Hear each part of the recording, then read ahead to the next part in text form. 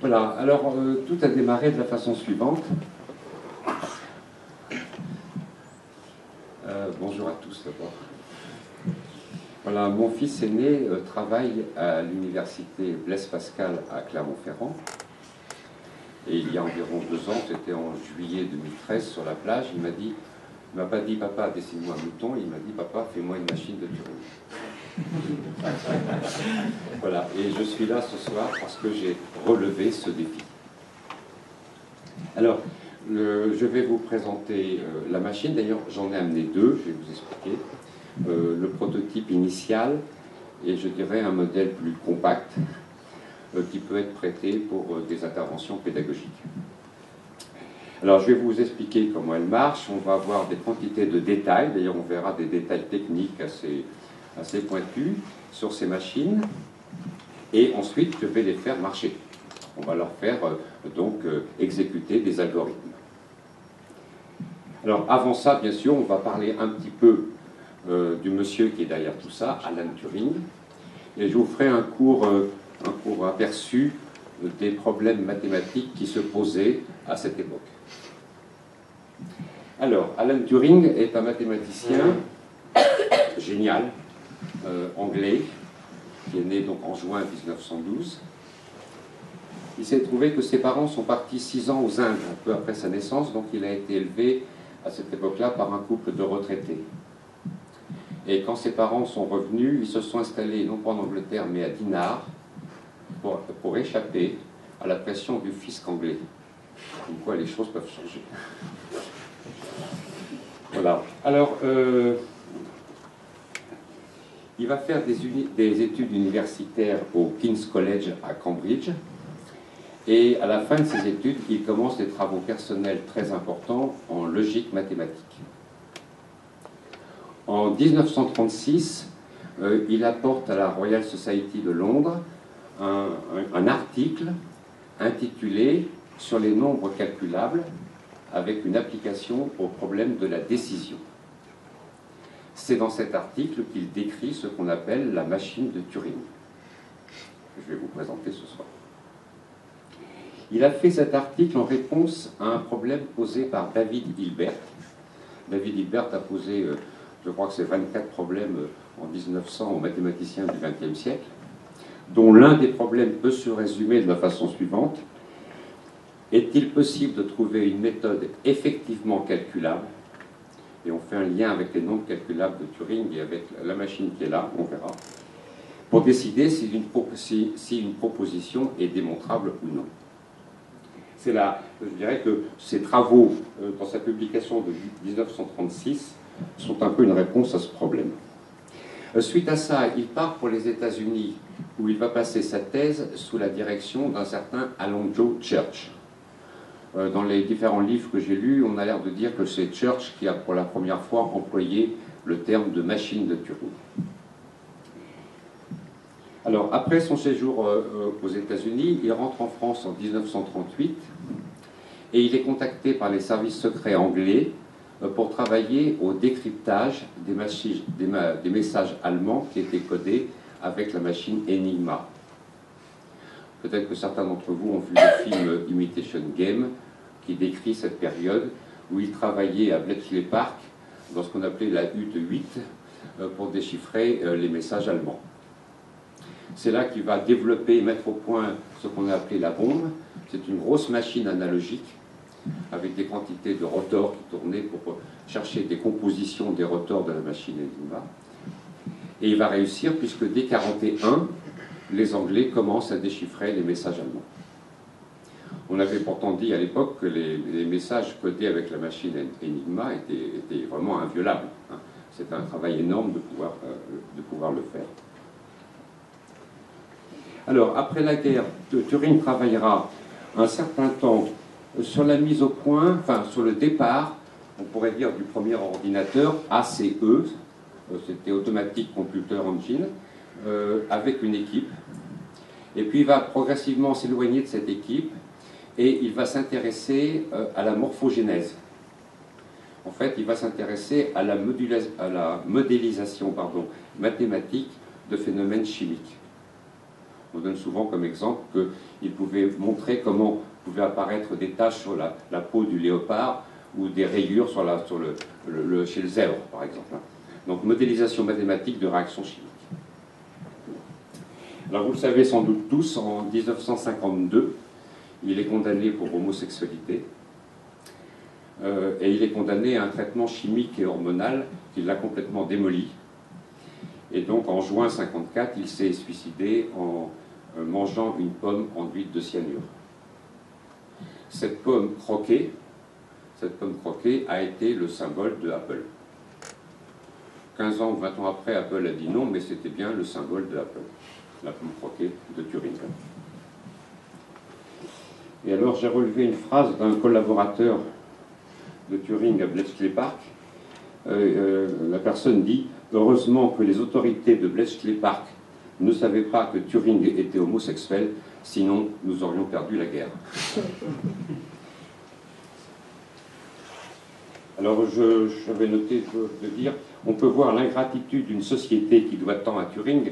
Il faut quand même savoir que les messages allemands, le décryptage a permis de localiser des sous-marins qui tiraient des torpilles, qui coulaient des bateaux anglais ou américains, et ensuite le sous-marin disparaissait. Les marins périssaient en mer et toutes les marchandises étaient perdues.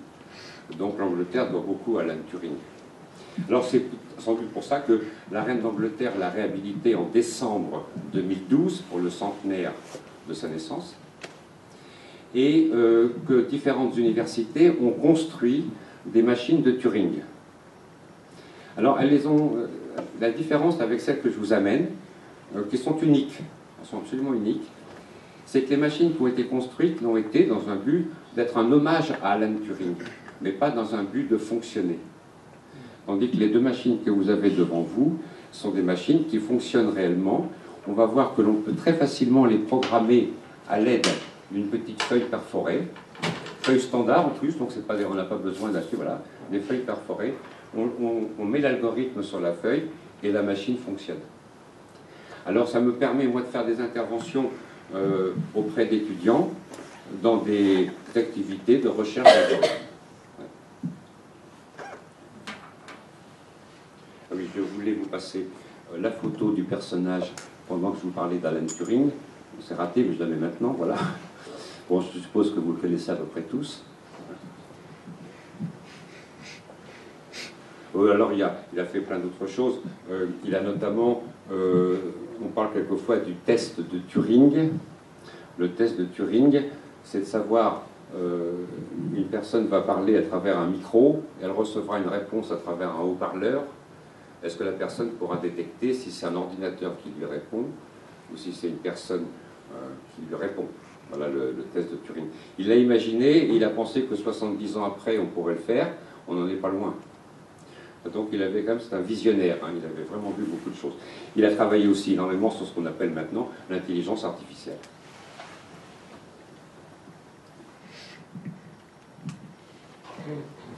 Bien, alors, un petit raccourci hein, sur les connaissances à son époque. Alors j'ai fait juste un petit tableau là de machines, de calculateurs. Là vous avez la machine d'Anticythère. Alors elle est datée 87 avant Jésus-Christ, c'est la date à laquelle le bateau qui transportait cette machine a coulé. Hein. On ne sait pas quand est-ce qu'elle a été construite. Il devait y avoir 30 ou 40 engrenages. Et c'était une machine analogique. En faisant tourner les engrenages, on pouvait avoir des idées sur la position des astres dans le ciel. Hein? Donc c'est une machine analogique astronomique.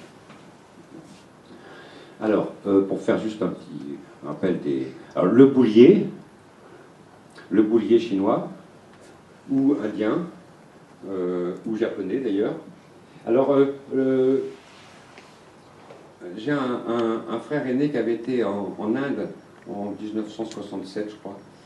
Et il avait vu un magasin où à la sortie du à la fin du magasin, à la caisse, il y avait une caisse mécanique avec une manivelle qu'on tournait pour faire les additions. Et il avait vu l'Indien qu'une fois qu'il avait l'addition, il a pris son boulier, il a vérifié l'addition avec son boulier. Hein, c'est pour dire que quelqu'un qui apprend tout petit à se servir de ça peut faire des calculs très, très rapidement. Alors, bon, en plus j'étais allé à l'université Blaise Pascal pour présenter la machine qui est là. Donc bien sûr, la pascaline, hein, la première machine à calculer mécanique vraiment, hein, voilà. Avec les problèmes, en fait, à l'époque, des engrenages qui étaient de très mauvaise qualité. Donc ça bloque, ça ne tourne pas comme il faut, etc. Ça, c'était vraiment un gros problème. Alors il y a un certain Leibniz qui a cherché à l'améliorer et qui a fait la machine qui est là. Voilà.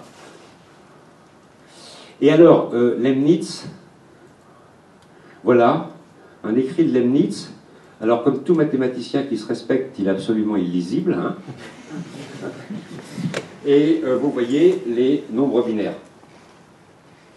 Alors, il semblerait qu'il y ait des antécédents, mais je ne les ai pas trouvés. Mais peut-être parmi vous qui connaissent qu'il y a des antécédents à ça sur les nombres binaires.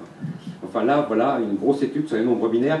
Je me suis posé la question de me dire, comme les engrenages marchaient très mal, est-ce qu'il n'a pas cherché un autre système pour pouvoir faire une machine à calculer? Il y a peut-être une recherche dans ce sens à partir de ça.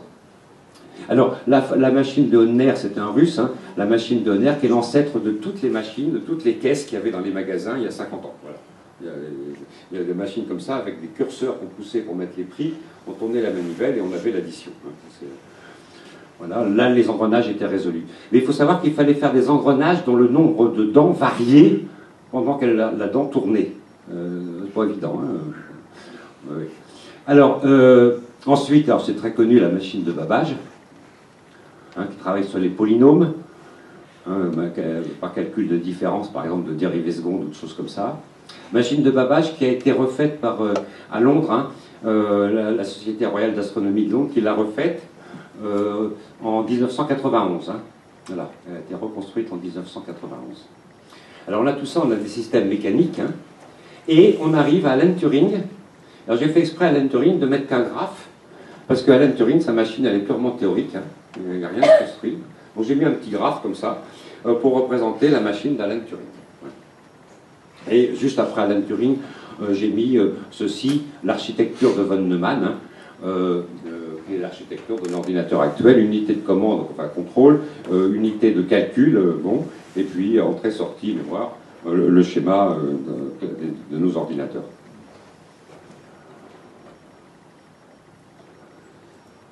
Alors j'ai mis quelques personnages qui ont été importants à l'époque de Turing pour les questions mathématiques qui se posaient.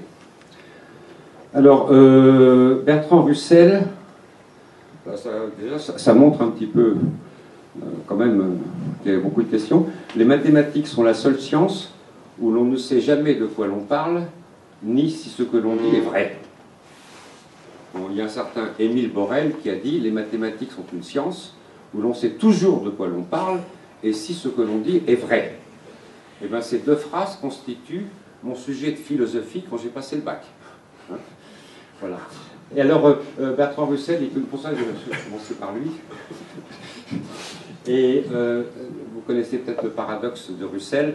Dans une ville, un barbier rase toutes les personnes qui ne se rasent pas elles-mêmes. Bon, alors s'il se rase, ça ne va pas, et s'il ne se rase pas, il devrait se raser, puisqu'il rase ceux qui ne se rasent pas. Donc on n'en sort pas, c'est un bon paradoxe. Voilà. Dans une ville, un barbier rase toutes les personnes qui ne se rasent pas elles-mêmes. Un petit mot sur lui. Alors David Hilbert, parce que j'en ai parlé tout à l'heure, donc qui a posé ses problèmes en 1900. Hein. Existe-t-il un algorithme qui décide si un énoncé formel dans un système logique est valide ou non? Parce qu'il a reformulé ses problèmes plus tard, c'est une deuxième formulation d'un de ses problèmes. Gödel, vous avez tous entendu parler du théorème d'incomplétude, et j'ai souligné la phrase, ils impliquent aussi qu'il y a des questions mathématiques qui sont valides, mais qui ne seront pas démontrables. Donc on est quand même dans une période où beaucoup de questions se posent. Bon, alors ça c'est mon antivirus qui va ramener, clean, et voilà Alonzo Church, le maître de thèse, le directeur de thèse de Turing. Bon, voilà, ça c'était pour fixer un petit peu le cadre à l'époque. On va passer à la machine de Turing. Voilà, alors le dessin à gauche, vous avez la traduction du texte écrit par Alan Turing, et à droite, la représentation habituelle que l'on trouve de ce texte. Alors, de quoi est constituée la machine de Turing? Un ruban Alors évidemment, tout de suite un problème, un ruban infini. Alors ça, j'ai pas pu vous amener ici un ruban infini. Je ne sais pas faire. Dans ce ruban, des cases, des carrés, des cases, et dans ces cases, il y a des symboles. Alors, un nombre fini de symboles. C'est quand même large. Enfin, ça nous donne une idée, c'est pas infini, mais enfin, on ne sait pas s'il y en a 2 ou s'il y en a 5000. Hein, un nombre fini de symboles.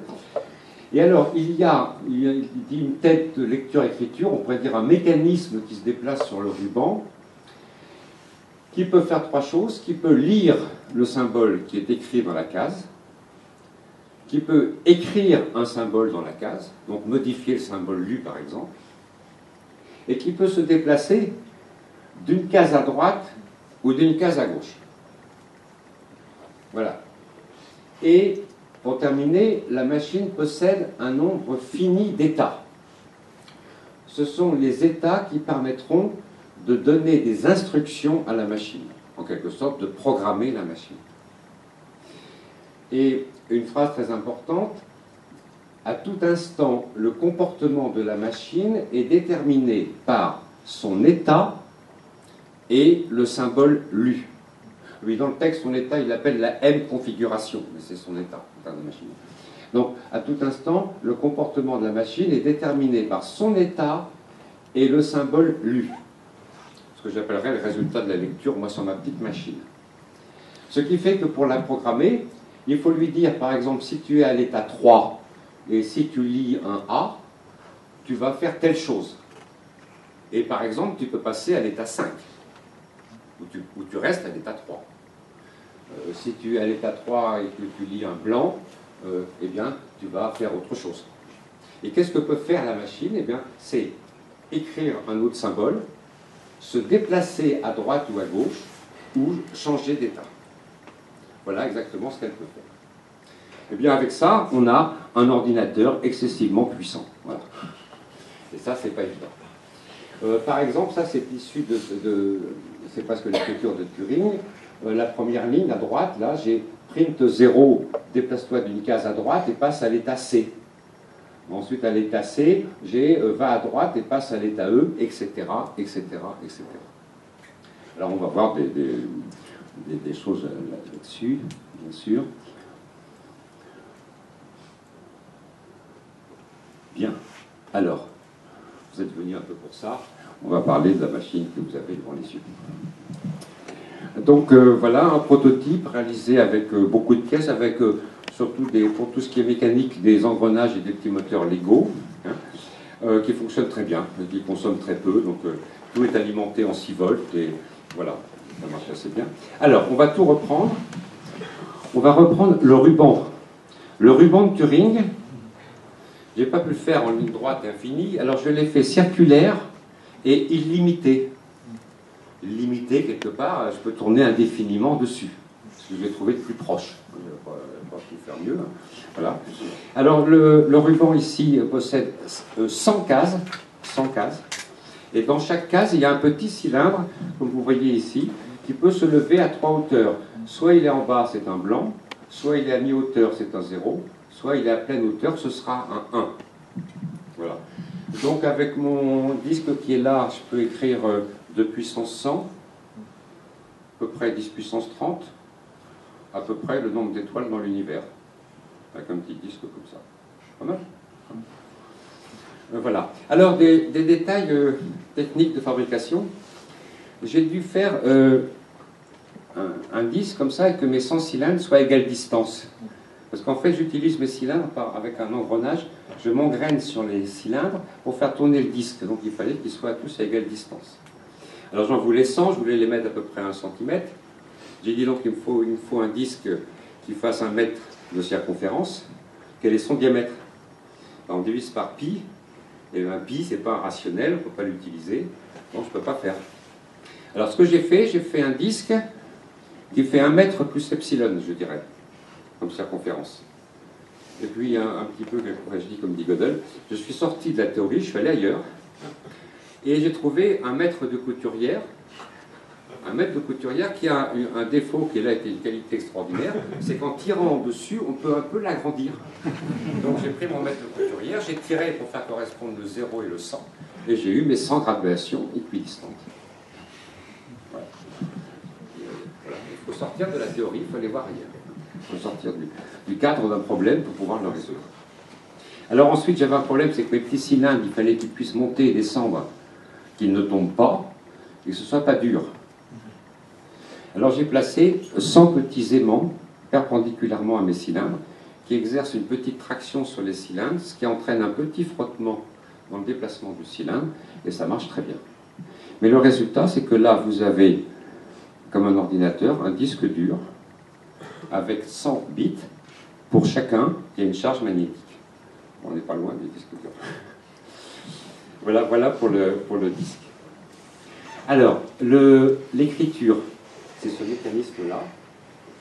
Vous avez deux petits moteurs Lego, vous avez un engrenage démultiplié sur une grande roue, et verticalement, c'est une crémaillère. Et donc à l'intérieur, il y a une petite roue dentée, et quand la grande roue tourne, la petite roue dentée fait monter ou descendre la crémaillère, ce qui fait que je peux, en le faisant bouger, je peux descendre le cylindre, je peux le remonter, ou en faisant marcher les deux, je mets le cylindre à mi-hauteur.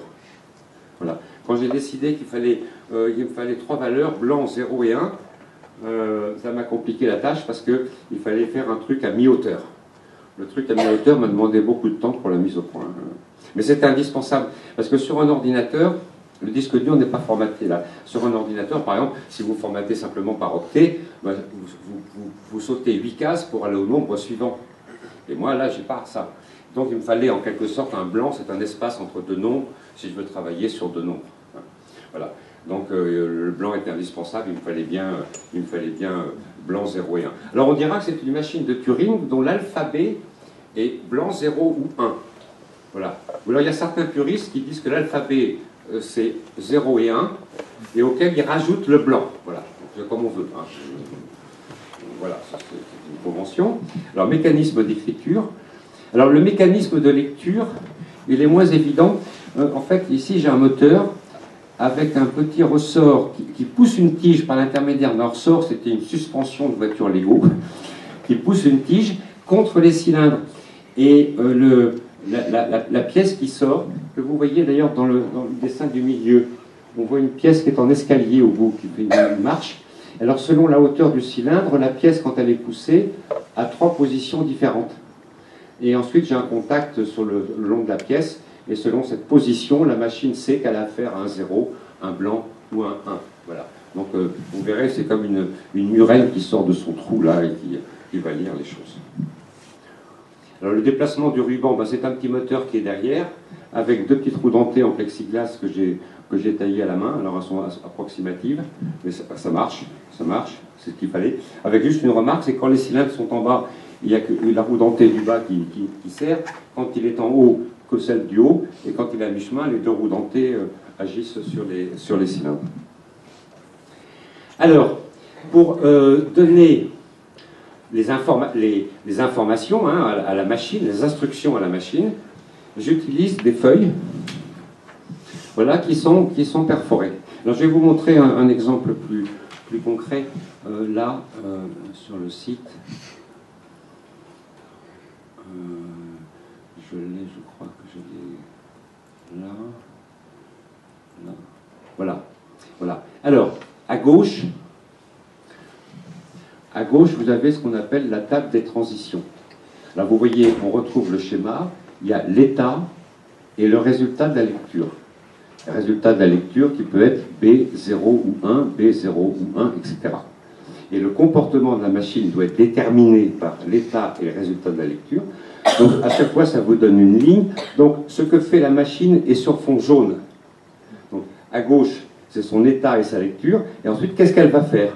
Alors, vous voyez, par exemple, ici, à l'état 1, si elle lit un blanc, elle ne va pas écrire, mais elle va se déplacer à droite et elle va passer à l'état 3. Si elle lit un 0, elle ne va rien écrire, elle va se déplacer à gauche. Et donc, si je ne donne pas un nouvel état, elle ne change pas d'état. Alors, il y a des puristes qui mettent comme l'état, ils mettent l'état 3 pour dire qu'elle reste à l'état 3. Mais La différence, c'est que moi, dans la réalité, par exemple, on trouve des schémas où si la machine lit 0, ben alors elle écrit 0, même si elle ne veut pas y toucher. Et moi, je perds du temps. Si j'écris, si elle lit 1 et que j'écris 1, je perds du temps. Donc si elle lit 1, je lui dis, c'est pas la peine d'écrire 1 parce qu'il y a déjà un 1. Voilà. Mais seulement on trouve beaucoup de schémas concernant la machine de Turing où il faut écrire à chaque fois. Voilà. C'est pas le cas ici. Hein. Et donc là aussi, toujours à l'état 1, si elle lit un 1, elle écrit 0, elle va à droite et elle passe à l'état 2.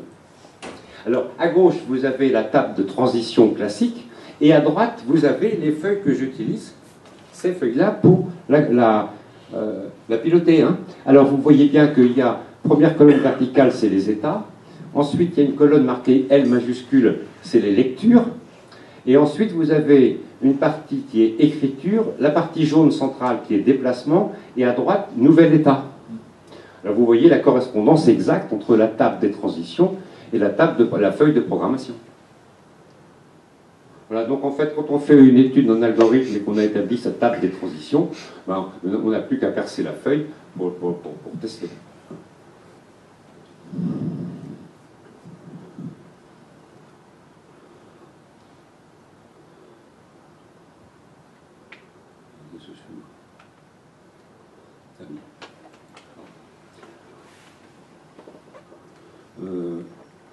On va y revenir, ça c'est pas intéressant. Oui, alors cette machine est alimentée par une petite alimentation 6 volts extérieure. C'est mon alimentation pour mes expériences en physique. Celle-ci, l'alimentation est intégrée, on n'a pas besoin de régler ni quoi que ce soit. Voilà. Alors, le fonctionnement de la machine. Alors oui, au-dessus du schéma, j'ai mis cette phrase, donc c'est le texte de Turing, hein, traduit en français, mais c'est le texte de Turing. À tout instant, le comportement est déterminé par la configuration et le symbole LUT et de R. Eh bien, cette phrase théorique m'a donné le schéma électrique suivant. Vous l'avez sous les yeux, le schéma de la machine. Alors, on va dire un mot là-dessus. Alors, vous avez tout à fait à gauche, résultat de la lecture qui est enregistré dans un relais. Alors, pour ceux qui ne sont pas connaissent pas, un relais, c'est constitué d'une bobine de fil de cuivre. Quand on envoie un courant électrique dans une bobine de fil de cuivre, ça crée un champ magnétique. Et ce champ magnétique peut, je vais vous montrer en bas de la page, j'ai fait un dessin. Voilà, ce champ magnétique peut attirer ce qu'on appelle une palette. Et quand la palette est attirée, elle va établir des contacts. Et vous avez dans le dessin de droite, alors à gauche, la bobine n'est pas alimentée, la palette est droite. À droite, la bobine est alimentée, la palette est descendue. Et ça établit deux contacts là en jaune. Et alors, ce qu'on peut faire, c'est que quand la palette s'abat, on peut faire qu'elle s'auto-alimente en courant électrique. Là, en passant par le point B, si vous suivez le circuit, on revient à l'entrée de la bobine. Donc, ça constitue une mémoire.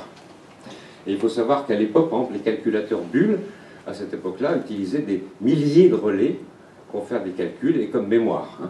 Donc le relais comme mémoire, c'est vraiment la base de ce qui existait à l'époque d'Alan Turing. Alors on va revenir là-haut. Donc ici, voilà. Donc à gauche, j'ai supposé que la lecture, c'était un 0. Vous voyez que la palette du relais 0 est descendue. Et en dessous du relais 0, c'est un fil rouge qui part. Alors j'ai mis en rouge pour dire qu'il est alimenté en courant. Ce fil rouge passe par le commutateur des états, on va le revoir. Il est donc ici, c'est ce que vous avez là, hein, le commutateur des états. Donc c'est un système mécanique avec un ensemble qui tourne et qui en soi constitue une mémoire, parce que là où il est, si j'y touche pas, il y reste, donc il sait où il est. Voilà. S'il est à l'état 3, il est à l'état 3, point à la ligne. Donc c'est une mémoire. Donc la machine sait dans quel état est. On peut suivre ici, d'ailleurs on verra peut-être mieux le truc. Donc le relais 0 envoie le courant rouge. Le courant rouge, le commutateur des états l'envoie sur la ligne 2, puisqu'il est à l'état 2. Et en fait, il envoie les fils sur B0 et 1, mais il n'y a que le 0 qui est alimenté. Je suppose qu'on a lu un 0. Et vous voyez, ça passe devant la feuille de programmation. Ça passe devant la feuille. Et en fait, il y a 600 et quelques pointes qui appuient sur la feuille. Et derrière la feuille, j'ai des bandes de cuivre verticales.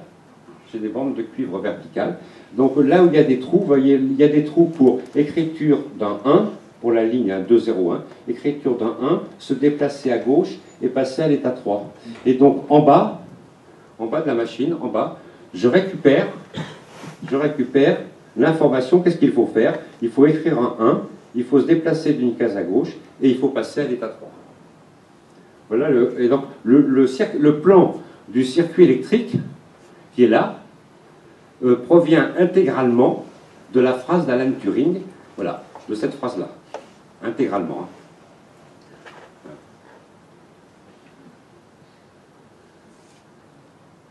Voilà, et vous l'avez ici sur le plan dessin. Alors, un mot pour le fonctionnement, c'est l'horloge qui est en bas à gauche, qui est ici, là, sur la machine. Dans un ordinateur, on va avoir un quartz qui va émettre des impulsions électriques, c'est-à-dire un signal comme ça. Voilà. Alors, il va tourner maintenant à des gigahertz. Hein. Là, on est à 0,5 Hertz. Et en fait, j'ai un doigt qui tourne et qui va envoyer le courant.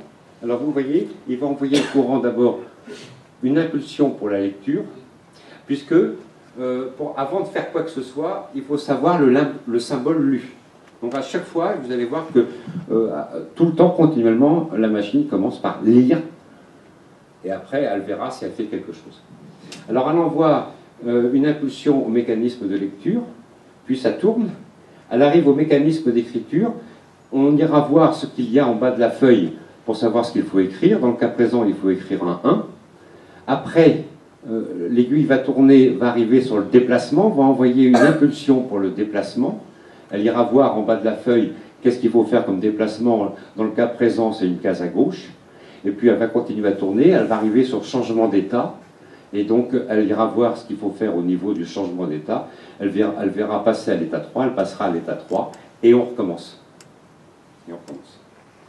Et alors, vous verrez quand elle marchera, que j'ai eu le même problème que les ordinateurs d'il y a une vingtaine d'années, où on vendait un ordinateur, par exemple, pour 33 MHz, et en fait, il ne tournait pas à cette vitesse-là, parce que les composants d'ordinateur ne pouvaient pas répondre à cette vitesse-là.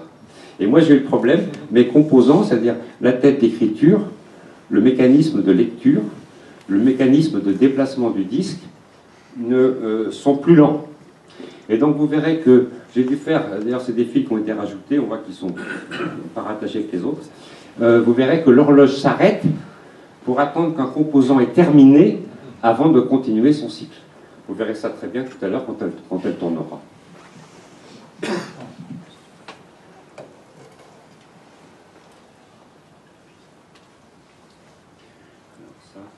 Alors, j'ai fait aussi un petit comparatif des technologies de l'époque d'Alan Turing et des technologies que j'ai utilisées pour ces machines. Parce que ce qui m'a un peu surpris, c'est que les différentes machines qui ont été construites en hommage à Alan Turing, aucune ne l'a été faite, je dirais, dans l'esprit des technologies de son époque. Voilà. La machine de Lyon, qui est très belle, utilise que des Lego et met des systèmes à air comprimé, ça n'existait pas à l'époque. Voilà. Dans la machine aux États-Unis, il y a une machine dans un hall, une machine magnifique qui se déplace et qui déplace des cubes. C'est bourré de processeurs, ça n'existait pas à l'époque d'Alan Turing. Bon. Il y a une machine qui s'amuse à écrire des beaux chiffres sur un ruban. C'est bourré de processeurs, ça n'a rien à voir avec Alan Turing. Alors celle-ci a été faite avec les technologies qui existaient à son époque. Alors, j'ai commencé par les relais parce que c'est vraiment la base de tout ce qui se faisait. Voilà, les relais. Alors il faut savoir que à l'époque, il posait énormément de problèmes parce que quand vous appuyez deux surfaces métalliques l'une contre l'autre, au moment du contact, et surtout d'ailleurs s'il y a une self dans le circuit, au moment où on coupe le contact, il y a une étincelle qui se produit. Et cette étincelle finit par détruire les métaux du contact. Et au bout d'un certain temps, vous avez les palettes qui sont appuyées, mais le courant ne passe pas. C'est très énervant. Les relais d'aujourd'hui, ça c'est des relais qui valent à peu près 1 €, hein, pour fixer les idées, qui peuvent me brancher 5 ampères en 250 volts. Moi je leur fais brancher 0,1 ampère en 6 volts, j'ai de la marge, et qui peuvent faire 10 puissance 7 commutations. Donc je peux faire quelques expériences comme ça, j'ai un petit peu de marge aussi. Voilà. Donc ça c'est complètement résolu. C'est en quelque sorte c'est le traitement de surface des contacts du relais qui ont fait d'énormes progrès. Voilà. Alors j'ai utilisé quelques diodes, alors j'en ai mis une, alors ça c'est vrai que la diode au silicium n'existait pas, mais il avait quand même le tube électronique, il pouvait faire diode pour quelques circuits quand c'était nécessaire. J'en ai eu besoin, c'est pour arrêter l'horloge quand un composant n'a pas fini son travail, il dit à l'horloge stop, je termine et après tu reprends, et là j'ai eu besoin de quelques diodes. Voilà. Bon, j'ai vu des photos. Alors, bon, ce qui va être plus intéressant, ça va être après. Alors, les moteurs. Alors voilà, ça c'est beaucoup plus intéressant. Ça, c'est une série de relais pour la tabulation dans les machines bulles. Et vous avez ici une série de relais, comme sur le dessin, pour la tabulation des états. Donc, on est exactement pour la même fonction avec la même méthode. Alors, tabulation des états, ça veut dire quoi? La machine est à l'état 2, elle doit passer à l'état 9.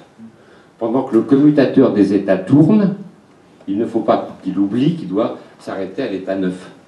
Donc en fait, il y a un des relais qui est enclenché, le relais numéro 9 est enclenché jusqu'à ce que le commutateur ait atteint cette position. À ce moment-là, il est déclenché et la machine est prête pour un nouvel état.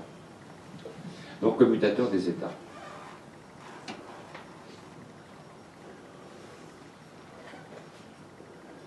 Alors, j'ai le programme ici. Voilà un exemple de machine de Turing décrite par Turing, hein, la partie gauche. À droite, c'est le graphe comme on les fait maintenant. Enfin, un modèle de graphe, c'est pas unique. Hein, voilà. Alors, simplement, on proteste dès qu'on voit ça parce qu'il nous dit que la machine peut se décaler que d'une case à droite ou qu'une case à gauche. Et vous voyez R, prime X et puis L, L, L. Il se déplace de 3 cases. Voilà. C'est pour ça que pour cette machine, j'ai fait tourner son programme, exactement son programme, mais il est à droite un tout petit peu modifié, parce que s'il faut faire L, L, L, moi ça me prend 3 états, parce que par état, je ne déplace que d'une case. Voilà. Mais j'ai fait tourner le programme exactement décrit par Alan Turing. Et ce programme en plus a une originalité, deux d'ailleurs originalités, parce que 1, c'est pour obtenir la suite 1, 2, 3, 4, 5, etc. Alors, il s'est vraiment compliqué la vie parce qu'il y a 10 fois plus simple comme algorithme. Hein. Bon. Ça, c'est une première originalité. La deuxième est très curieuse, c'est qu'il écrit une case sur 2. Et il se sert des cases intermédiaires. Il y a les cases codantes, en quelque sorte, et les cases brouillons. J'ai mis un petit symbole. Alors, on s'arrache les cheveux hein, pour comprendre comment elle marche, là. Hein. C'est assez épouvantable. Mais il utilise des cases brouillons. Voilà. Mais alors, comme lui, il peut se déplacer de 2 cases sans problème, là, je vois LL, bon, il se déplace, il passe d'une case codante à l'autre très facilement. Moi, il m'a fallu 2 états à chaque fois parce que je me déplace que d'une case avec la machine. Donc voilà, je dirais, un premier exemple de machine de Turing d'une façon donc abstraite. Hein, voilà. Alors, bon, eh bien, écoutez, je vais faire marcher la machine. Regardez ce que j'avais. Alors, on va commencer par un exemple très très simple. Quand j'ai gamin que j'ai appris le piano, ça s'appelait premier pas. Voilà. Alors, on va faire marcher celle-là. Je vais vous faire marcher les deux alternativement. Hein. Ah oui, non, attendez, avant de la faire marcher, je vais la faire marcher à la main. Alors, on va voir les mécanismes de cette machine. Alors, ici, le mécanisme d'écriture, vous allez le voir en marche. Ah, attendez, excusez-moi, il faut que je lui envoie 6 volts. Voilà, et que je la mette en marche. Voilà. Alors, j'écris 1. Voilà, donc le moteur du bas, j'écris 1. J'écris blanc. Le moteur du haut va tourner, et j'écris 0, les deux moteurs fonctionnent. Voilà. Donc, j'écris 1, j'écris blanc, j'écris 0, pardon, excusez-moi, et j'écris blanc. Alors, ensuite, elle peut se déplacer à droite ou à gauche. Voilà. Ensuite de ça, on va voir qu'elle sait lire. Alors, je vais écrire 1. Et vous aurez le résultat de la lecture, puisque nous... Ah non, je vais la mettre à l'état 1.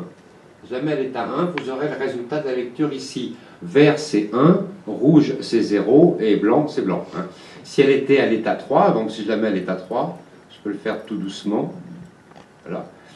Si elle était à l'état 3, on va être ici. Donc si elle lit 1, cette lampe verte va s'allumer. Si on lit 0, c'est cette lampe rouge. Et si on lit blanc, c'est cette lampe blanche. Alors, j'envoie la lecture. Voilà, il y avait 1, elle a lu 1. J'écris 0. J'envoie la lecture. Elle a lu 0. J'écris blanc. J'envoie la lecture. Elle lit blanc. Donc elle sait lire, elle sait écrire et elle sait se déplacer d'une case à droite et à gauche et elle sait changer d'état. Donc on a bien la machine qu'il nous faut pour travailler. Voilà.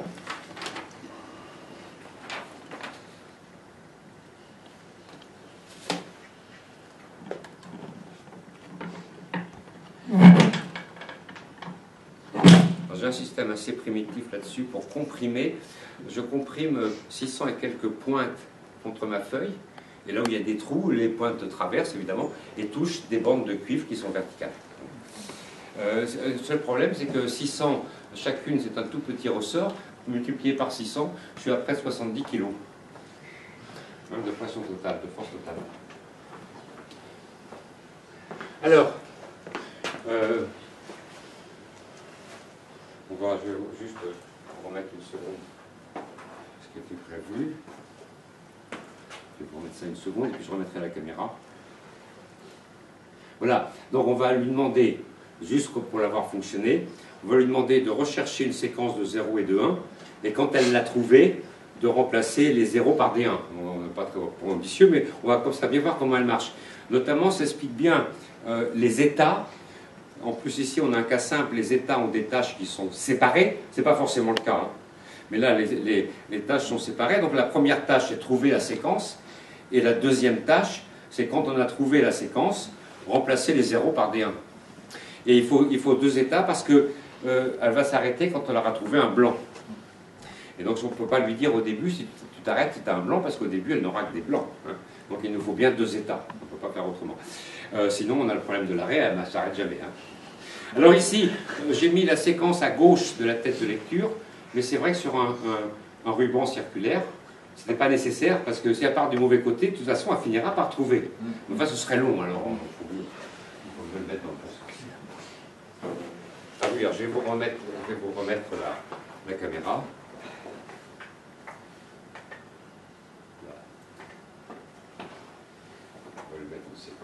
Alors on peut l'écrire avec le petit clavier ou on peut l'écrire à la main. En général, ça va plus vite à la main. C'est tout à fait au hasard, je mets des 1 et des 0. Hein. Voilà. Ça permet comme ça de l'avoir fonctionné. On comprend un peu. Vous observerez pendant qu'elle fonctionne l'horloge qui s'arrête pendant l'écriture ou le déplacement. Et vous observerez l'état. Donc là, elle n'aura que 2 états. Ce sera l'état 1 pour trouver la séquence, et ensuite elle passera à l'état 2 pour remplacer les 0 par des 1. Voilà. Alors j'ai un bouton pour la lancer ici, on y va. Voilà. Alors, elle a lu 0, elle a lu blanc, pardon, elle a lu blanc, donc elle se déplace à droite, elle est toujours à l'état 1. Là, elle a lu 1, elle passe à l'état 2, elle se déplace à droite, elle trouve un 0, elle le remplace par un 1. Elle se déplace à droite, etc.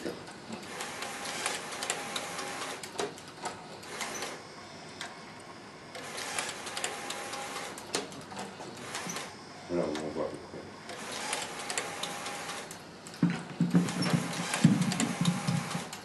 Et alors, quand elle aura fini, elle va passer à l'état 12, c'est son arrêt final, et elle s'arrête, elle a terminé son travail. Donc là, alors, on va faire quelque chose de plus intéressant. Bon, je crois que je n'ai pas besoin du micro. Vous m'entendez bien quand je parle au fond? Oui. Bon, parce que sur voilà. Alors, on va prendre le traitement des chaînes. On va prendre ça. Voilà, celui que je vous ai montré tout à l'heure. Et je vais le faire tourner. Je vais le faire tourner sur celle-ci. Voilà, celle-ci elle est prête. Alors là, j'ai un avantage, c'est que je peux varier la vitesse. Donc si j'ai besoin d'expliquer quelque chose, je peux la faire tourner tout doucement, mais après je peux l'accélérer s'il faut aller vite. Alors, autre chose, ici, vous verrez que l'horloge ne s'arrête pas parce que mes composants sont suffisamment rapides. Et vous avez aussi ici, donc l'état dans lequel elle est et le résultat de la lecture. Rappelez-vous, c'est ça et ça qui détermine ce que la machine doit faire. Donc là, vous les avez vraiment devant les yeux. Alors si on la lance, voilà. Donc elle va prendre le premier 1, elle va le remplacer par un 0, elle va aller à droite et elle écrit un 0. Donc là, on a déjà 2 0 et puis les 2 1. Alors on peut l'accélérer, celle-ci, on va lui dire d'aller vite. Voilà.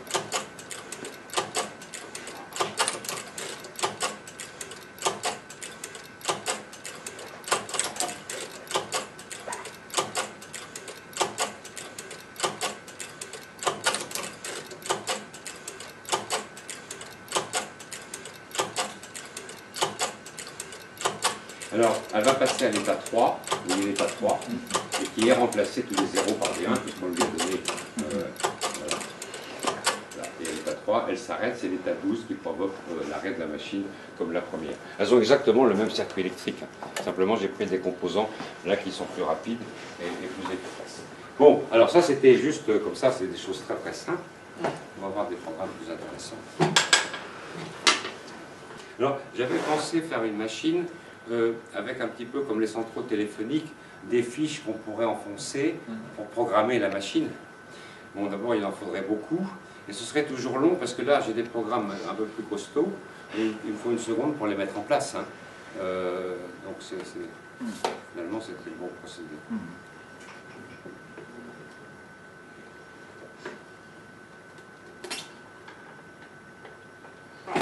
Alors là, on va lui dire un petit peu de réfléchir avant d'agir. On va lui demander de faire une division par 1, 1. Alors, là... Voilà, alors deux choses. En mathématiques, une division par 1, 1, la première idée qui vient, c'est celle-ci. On va compter les 1 de rang pair et les 1 de rang impair. Et on compare ça. Hein. Alors en fait, là, vous avez le diagramme, ça marche très bien. Elle va au bout du nombre, et quand elle a trouvé un 1, elle va au bout du nombre, et puis elle additionne modulo 3, parce que je peux additionner modulo 3, puisque j'ai B01. Voilà. Mais le défaut de cette méthode, c'est qu'il me faut 9 états. Et moi, la machine, je veux là qu'elle observe le nombre sans y toucher, qu'elle me dise, c'est d'accord, c'est divisible par 1, 1, ou ce n'est pas divisible par 1, 1. Si ça ne l'est pas, elle s'arrête.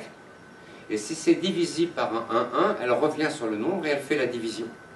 Donc il fallait que je trouve un autre algorithme que celui-ci pour vérifier une divisibilité par 1, 1. Alors voilà, j'ai trouvé celui-ci. Voilà. Ici, 3 états. Q1, Q2, Q3. Et c'est à peu près le même... le diagramme Q1, Q2, Q3, il est très bien parce que là, on n'écrit rien. Alors oui, dans les diagrammes que j'ai utilisés, parce qu'il y en a qui ne sont pas forcément d'accord, quand j'écris blanc, espace et L, 1, espace et L, c'est-à-dire si je lis 1, là il y a un espace, je n'écris rien et je vais left à gauche. Là, si je lis un blanc, je n'écris rien, je vais à gauche, etc. Donc c'est l'ordre des triplés dans le diagramme, c'est lecture, écriture, déplacement, et le bout de la flèche indique éventuellement un nouvel état. Hein. Voilà. Hein. Lecture, écriture, déplacement. Et moi j'ai pris comme option, bah, si on n'écrit rien, je laisse un blanc. Voilà. C'est une option personnelle, ça, pour les diagrammes. Voilà. Voilà. Alors ce diagramme-là est très intéressant. Il suffit de mettre ici un 0 et là un 1. Là, ça va vérifier la divisibilité. Et si on met un 0 ici et un 1 ici, ça va faire la division. Et le diagramme de la multiplication, c'est le même. Il est juste inversé. Et mieux que ça, si je finis d'avoir survolé un nombre, si je finis à l'état 2 ou l'état 3, il n'est pas divisible, la machine dira c'est pas divisible, elle nous écrira un 0, Vous dire votre problème est nul, je refuse de le faire, et puis elle s'arrêtera. Et puis par contre, si elle termine l'observation du nombre à l'état 1, c'est que le nombre est divisible par 1, 1. Elle ira à l'état 5, elle nous écrira un 1 pour nous dire c'est ok, je vais faire la division, et puis elle fera la division. Alors le diagramme complet, je vais vous le montrer. Là, c'est le diagramme juste la division, mais je vais vous le montrer. Là, ici, calculateur, ça quelque part. Voilà. Voilà le diagramme complet de ce que je vais vous faire tourner. Là, vous trouvez là-haut, est-ce que le nombre est divisible? Et en bas, la division. Vous pouvez voir que c'est exactement le même diagramme. Là, nous met 0, elle s'arrête. Alors oui, et alors quand on divise, on peut avoir des zéros muets à gauche d'un nombre, hein, 0, 0, puis 1. Alors je lui ai dit de supprimer les zéros muets, ça fait plus propre. Bon. Alors on y va. Alors oui, j'avais mis 27 comme exemple. Bon, c'est mis. Ah oui, on va remettre la caméra là. On va changer la caméra. Qu'est-ce qui s'occupe de la caméra? Ah oui, oui, voilà. Voilà. Hop. Et puis je vais lui mettre donc... Voilà,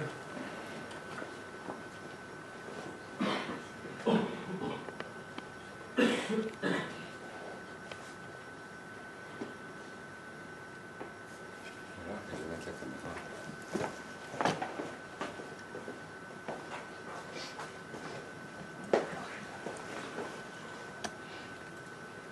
Voilà, c'est pas bien ce fait, c'est ça.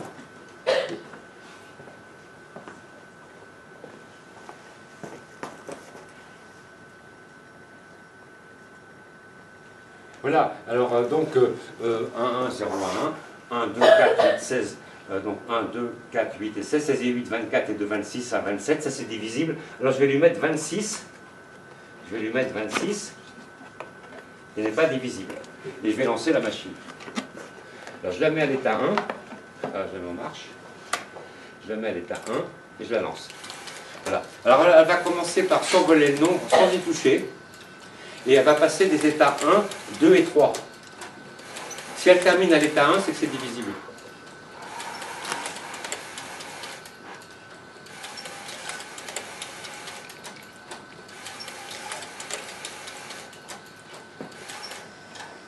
Alors, elle nous écrit un 0. Elle nous écrit un 0. Hein.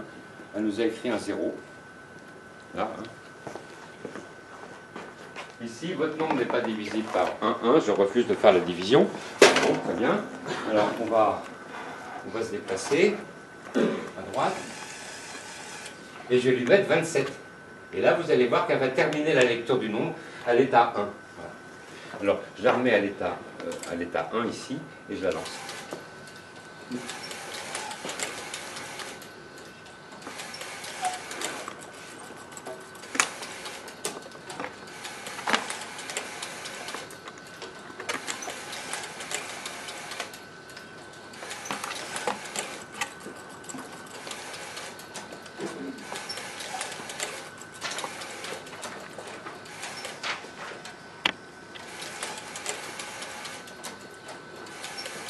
Alors, elle nous a écrit un 1.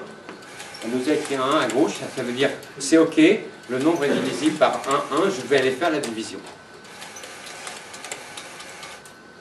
Donc, alors, pour revenir au début, elle le dépasse. Quand elle trouve un blanc, elle va revenir d'une case. Elle saura qu'elle est sur l'octet de poids faible, là. Le bit de poids faible. Voilà. Et maintenant, elle va faire la division.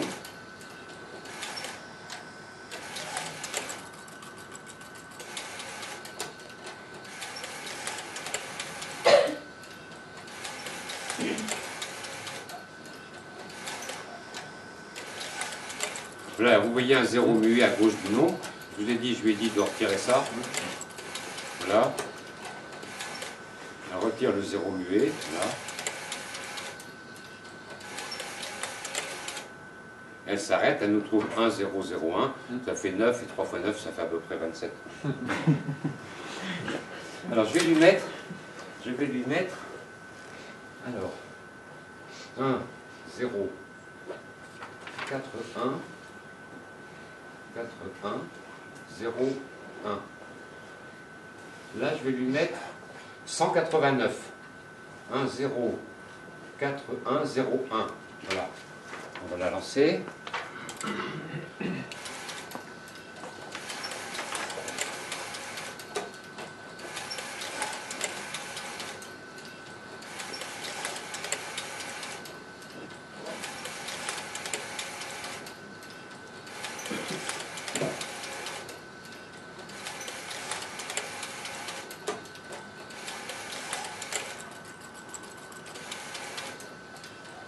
Alors, qu'est-ce qu'elle va nous dire?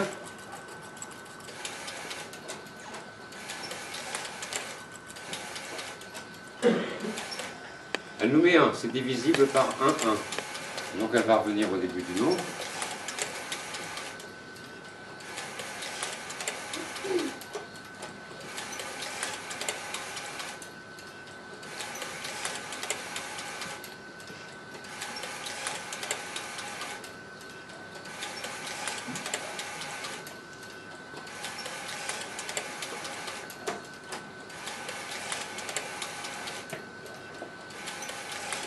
Voilà, et maintenant elle va faire la division.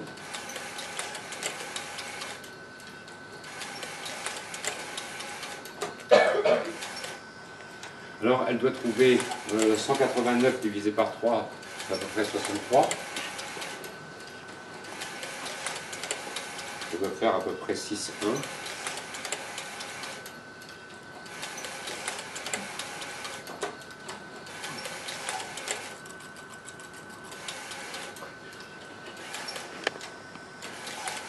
Donc là, elle a 2 zéros muets.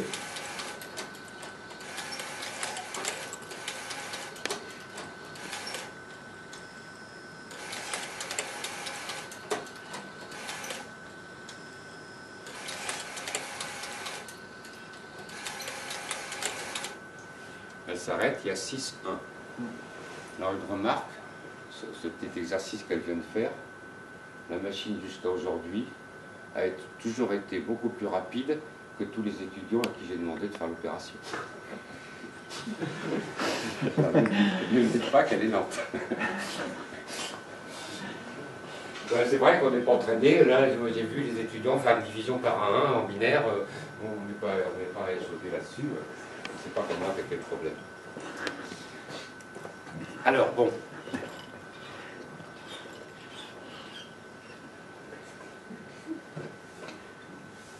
On va changer ça. Alors comme un peu Apple et les PC, mes deux machines ne sont pas compatibles, donc les feuilles ne sont pas exactement les mêmes, j'ai le même problème. Enfin, bon. Voilà, ah ben voilà, il était mélangé avec les programmes de la deuxième. Bon, alors.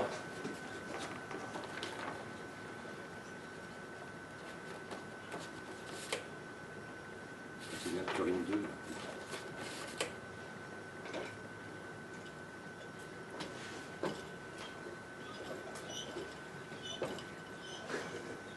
Bon, je vais vous montrer l'algorithme.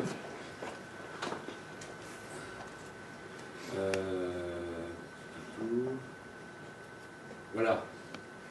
Parce que pour les informaticiens, ils adorent ça, faire une boucle tant que, fin de tant que, voilà, pour trouver le PGCD de deux nombres entiers. Donné ici en unaire, hein, donné en unaire. Alors vous avez bon, l'algorithme est là. Hein, voilà. En fait, c'est simplement, il y a deux nombres, on fait à chaque fois la différence, le plus grand moins le plus petit. Alors ça veut dire que la machine va comparer les nombres. Alors, comment elle va faire? C'était pas évident au départ. Ici, elle va mettre un 0, elle va aller à droite, elle va mettre un 0. Comment savoir quel est le plus petit?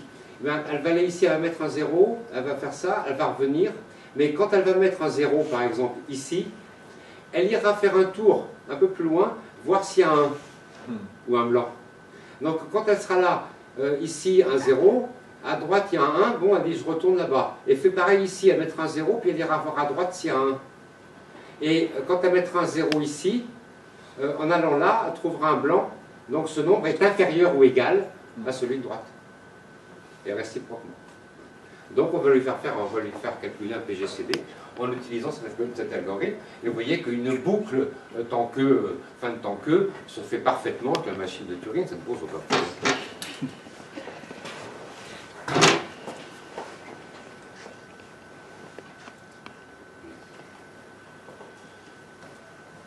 Alors, je lui ai fait calculer le PGCD de 32, je crois, je ne sais plus, de 26, je crois pas. Elle a mis quand même presque 1 heure. Bon, alors, je vais vous faire un plus simple, parce qu'on va pas lui passer 1 heure. Mais il était bon, donc c'est ça qu'on lui demande. Hein. Et alors, quand on parle de lenteur, en fait, il faudrait comparer avec l'horloge. Il faudrait voir le nombre de cycles de l'horloge. On n'est pas plus que sur un ordinateur, simplement lui, il va les faire à toute vitesse. Mais si on parle de durée, c'est le nombre de cycles de l'horloge qu'il faut voir, et non pas le temps réel. Parce qu'après, bon, il suffit de faire une machine plus élaborée pour qu'elle aille plus vite. Alors, je vais remettre ça ici. Là. Et je vais lui mettre donc les 4 et 6. Voilà, pour faire un truc pas trop long. Ah oui.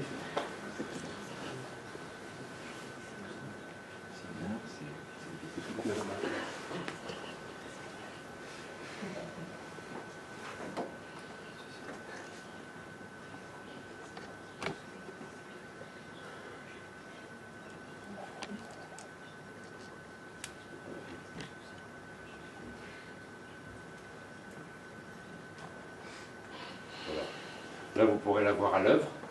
Donc 4 et 6, donc en fait, elle va, pour chaque 1, elle va mettre un 0, et puis elle ira voir, à chaque fois, elle dépassera, voir s'il n'y a pas un 1 ou un blanc derrière, pour savoir quel est le plus court ou quel est le... Voilà. Donc je la lance, donc je la mets en marche. Donc je la mets en marche, donc je la mets à l'état 1. Et donc ici, tout est écrit, ce qu'il faut faire, voilà, les démarrages. Voilà. Donc le GCD, le 4 aussi, ça doit paramétrer 2. Alors vous allez voir simplement le en quelque sorte pour voir si c'est plus que Y. Vous voyez, elle a mis un 0 et elle a été voir s'il y avait quelque chose. Vous avez une tête rouge qui avance en bas pour la lecture. Là j'ai fait la lecture par en dessous. Donc on voit une marquée rouge qui avance.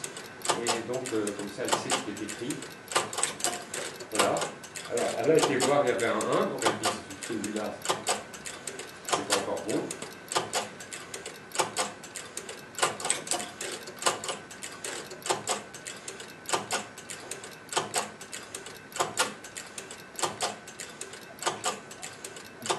Alors voilà, là elle va s'apercevoir qu'elle est au bout. Alors elle va remettre les 1, elle va reconstruire le nombre, et elle va aller de l'autre côté et elle va retirer 4 signes. Voilà, vous voyez là, la vitesse là, ça va vite, hein. Voilà.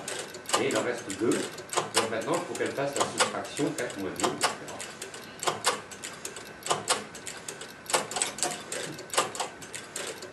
Pareil, hein, elle a écrit le 0 et elle a été voir s'il y avait quelque chose derrière. Voilà, elle va voir, elle voit qu'il y a quelque chose, elle retourne. Alors ce qu'il y a, c'est que le déplacement, ben, plus le nombre est grand, plus elle a un long déplacement à faire d'un nombre à l'autre, et ça devient très long. Donc là, elle a vu qu'il y avait encore un 1, tandis qu'à droite, elle verra qu'il n'y a plus de 1. Il n'y a plus rien après le 1.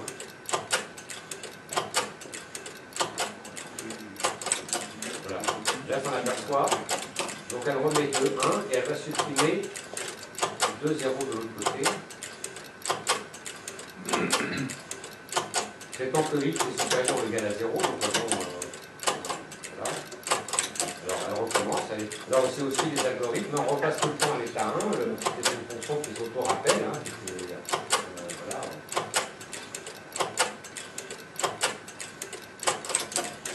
Vous voyez bien les états sur la machine, hein, ça a les fonctions d'état, et puis à chaque fois le résultat de la lecture.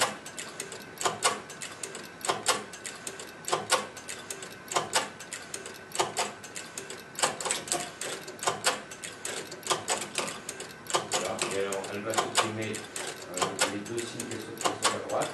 C'est pour gagner un état que, en fait, il reste un 0 et un 1 et qu'elle va supprimer les 2. Donc, on gagne un état dans la programmation pour passer avec 11 états. Voilà. Et elle va revenir à gauche. Normalement, elle va s'arrêter.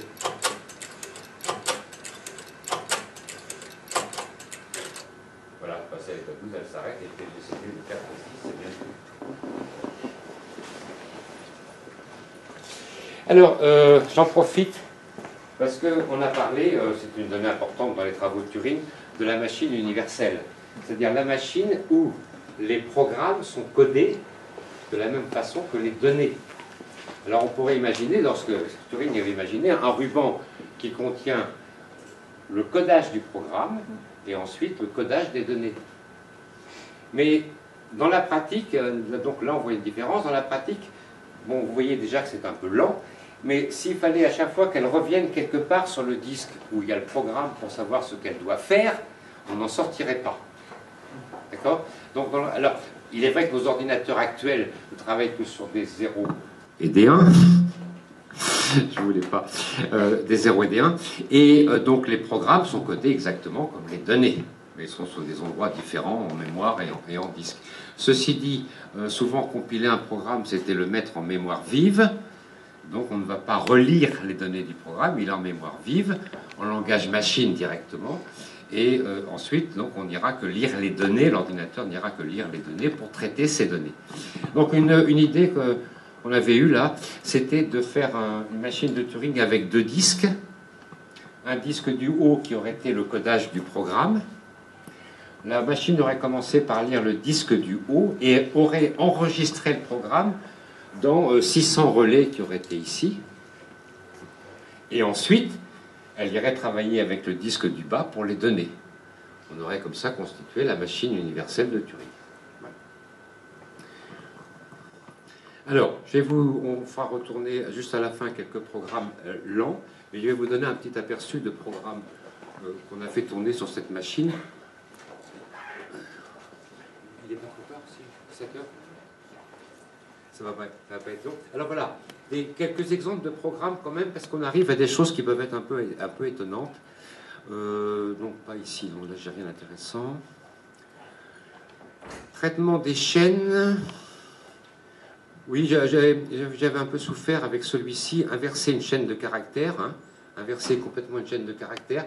Je m'en suis sorti avec un théorème que j'avais vu quand j'étais à la fac en première année. C'était toute permutation peut être décomposée en une suite de transpositions. Voilà. Et bien grâce à ce théorème, j'ai pu le faire. Parce que voilà, vous allez chercher un algorithme, très bien, et puis vous allez tomber sur 25 états. Mais la machine là, ici présente, n'en possède que 11. Le 12e ne sert pas, c'est l'arrêt. Donc, elle n'en possède. Donc très souvent, vous faites un bel algorithme, sur le papier ça marche bien, mais je ne peux pas le mettre sur la machine parce que je n'ai que 11 états. Donc c'est toujours la course, d'ailleurs c'est une course difficile mais souvent intéressante, de trouver un algorithme qui utilise beaucoup moins d'états. C'est là que je vous ai montré pour diviser, pour vérifier qu'un nombre est divisible par 1, 1. Donc entre les deux méthodes, j'ai passé de 9 états à 3 et ça me permettait de le résoudre. Alors ici, j'ai réussi à le faire, j'ai pu en 9 états, 10 états, il y a 10 états. En utilisant des transpositions. Donc en fait la machine se déplace et transpose chaque fois 2 symboles du nombre. Et finalement il m'inverse complètement le nombre, la chaîne de caractères. On a un exemple. Alors, ici. Bon, palindrome, tout ça, c'est pas intéressant. Ah oui, c'est à l'université de Clermont-Ferrand. Ils m'ont demandé que la machine puisse détecter un mot WW. Et puis ensuite... ils m'ont demandé à NBN et ensuite à NBN-CN. Et alors là, il me faut à peu près 50 états, mais il y a moyen.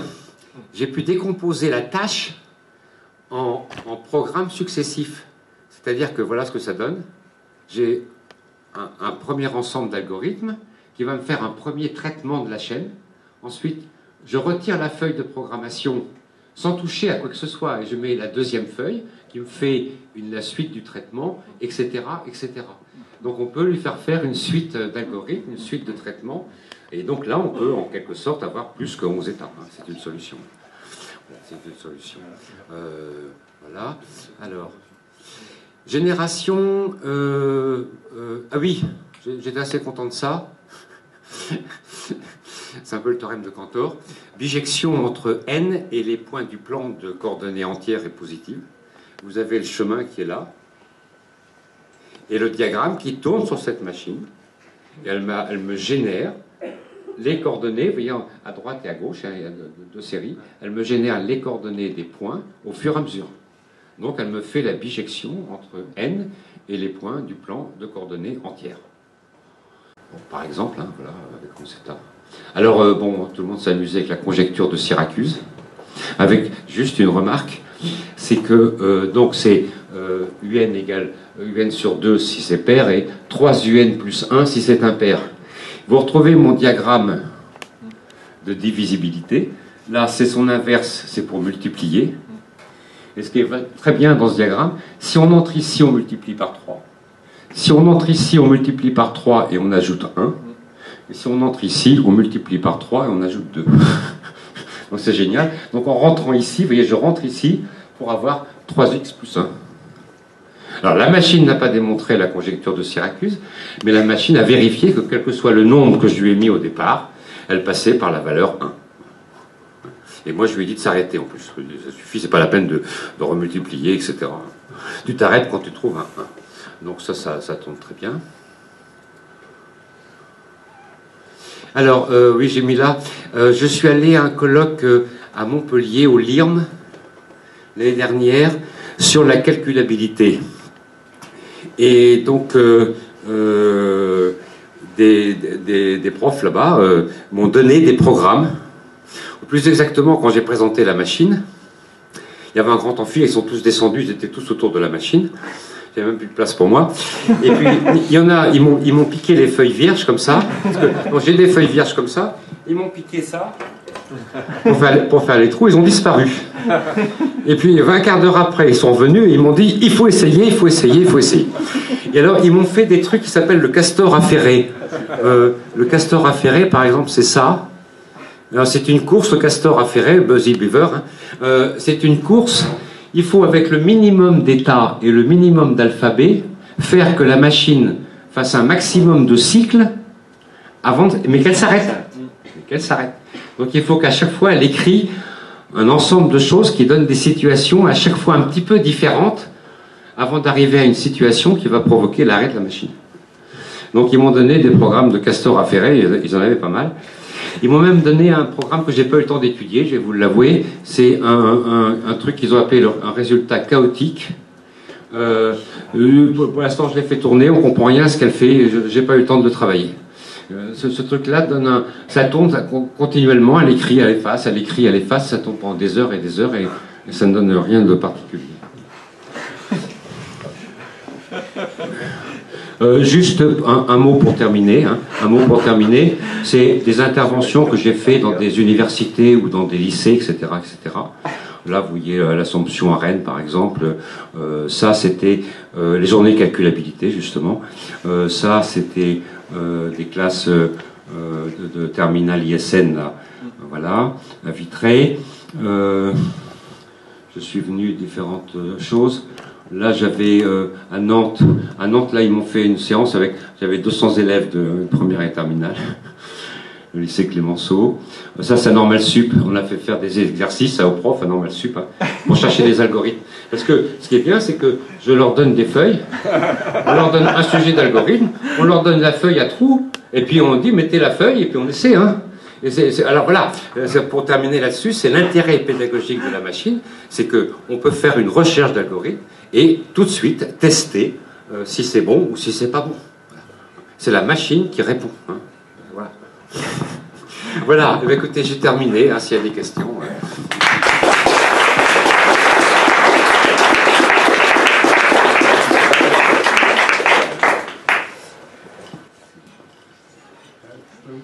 Bien sûr, mais... La vraie machine de Turing, quelle était sa vitesse? Ah non, ça n'a jamais été construit. Elle n'a jamais... Jamais. Et pour Turing, c'est resté un objet purement abstrait. Ah bon, je croyais qu'elle avait été... Ah non. Alors, il y a eu donc, quelques machines qui ont été construites en 2012, en hommage à Alan Turing. Ah oui, mais pas mais voilà. Et aucune de ces machines n'est programmable comme les deux que vous avez là.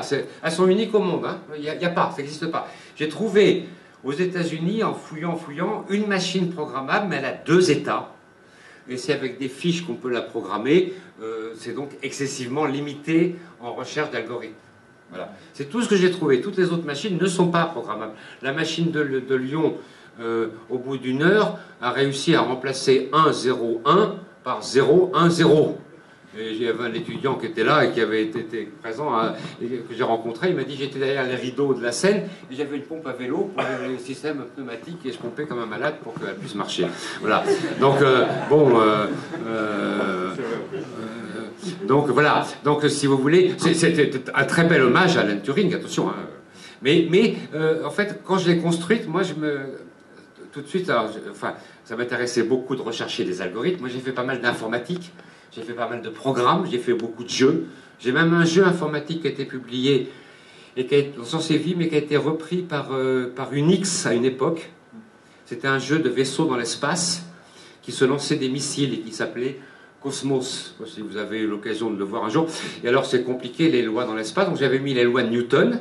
Hein, si bien que si vous avez un vaisseau qui est derrière l'autre et s'il lance un missile, ben, si le missile, s'il le lance, le missile va plus vite que le vaisseau, donc il a plus d'énergie que le vaisseau, donc il va sur une trajectoire plus haute, et donc s'il va sur une trajectoire plus haute, il n'a aucune chance de rencontrer le vaisseau ennemi qui est un peu plus loin, enfin, etc.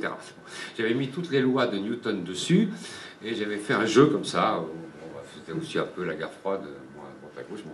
Voilà. Donc j'avais fait des choses comme ça. Donc moi les algorithmes, vraiment j'adore ça, enfin rechercher les bons algorithmes, j'adore ça. Et donc je l'ai construite en étant pressé qu'elle marche pour essayer des algorithmes. D'où mon besoin impérieux d'avoir des feuilles de programmation pour pouvoir la programmer et voir si ça marche. Voilà en fait l'optique de la construction de ces deux machines. Voilà, oui. Vous avez dit avoir construit cette machine à la demande de votre fils. Qu'en est-il aujourd'hui? Est-ce qu'il vous a aidé? Est-ce qu'il est fier de vous? Oui, il est content, mais alors ce qui se passe, c'est que cette machine-là, j'ai pas pu lui laisser. Parce qu'elle est hyper fragile. Mon prototype est hyper fragile. Dans l'industrie, les prototypes, hein, souvent, ça ne peut pas être utilisé. Hein. On n'a jamais fait voler un avion avec le prototype du premier réacteur. Hein. C'était pas possible. Bon. Alors, celle-là est faite dans cet esprit-là que je puisse lui laisser, parce qu'elle est complètement compacte. Là, si quelqu'un se trompe et qu'il m'envoie 20 volts à la place de 6 volts, il me grille toute la machine.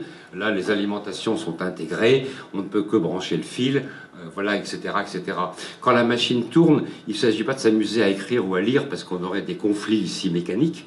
Donc, quand elle tourne, les boutons de lecture sont bloqués, donc on ne peut pas faire d'erreur. Voilà, donc celle-ci peut être prêtée. Voilà.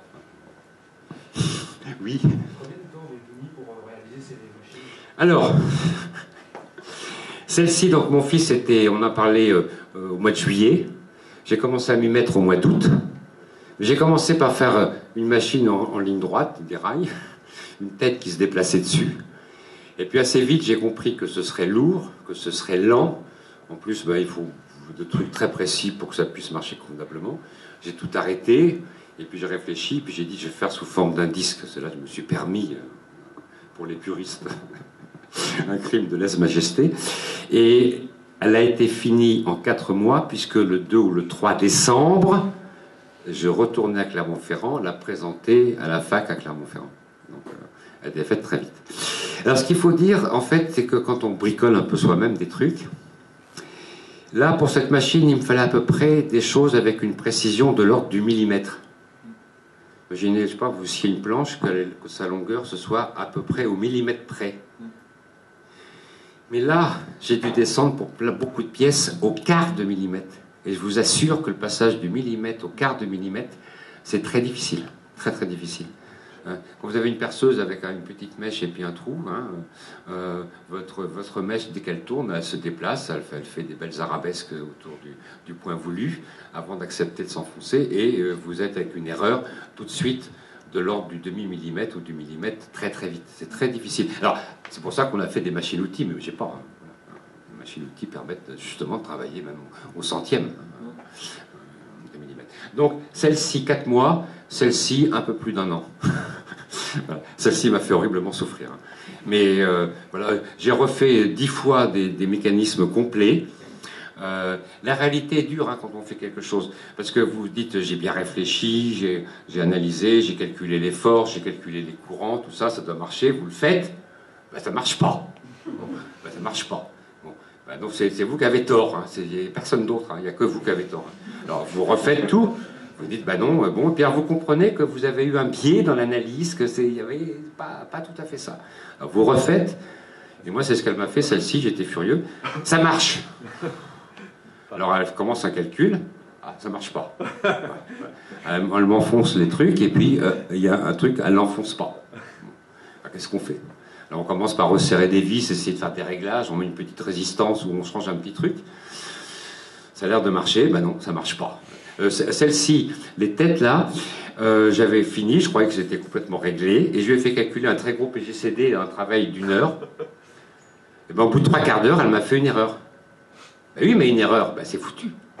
C'est foutu. Et après, alors après, elle fait n'importe quoi parce que c'est plus, elle a perdu la tête. Donc, ben, il a fallu tout refaire. Voilà. Donc voilà, donc là, comme elle est rapide, si vous voulez, alors finalement, elle est beaucoup plus solide que l'autre, elle est beaucoup plus robuste que l'autre, elle est beaucoup plus simple que l'autre quelque part. Mais ceci dit, ça a été plus difficile à bien concevoir correctement. Il y a même une pièce qui est derrière là, une pièce avec des petites bosses qui font que j'entraîne le disque d'un seul cran à chaque fois. Hein. Je l'avais faite à la main, et puis je suis allé c'était à Nantes il y a 15 jours, et il y avait des gens qui avaient une imprimante 3D. Alors il y a une petite pièce que j'ai fait faire avec une imprimante 3D, et qui a été un peu meilleure que celle que j'avais faite à la main. Parce que là j'étais presque au 10e de millimètre pour certaines cotes.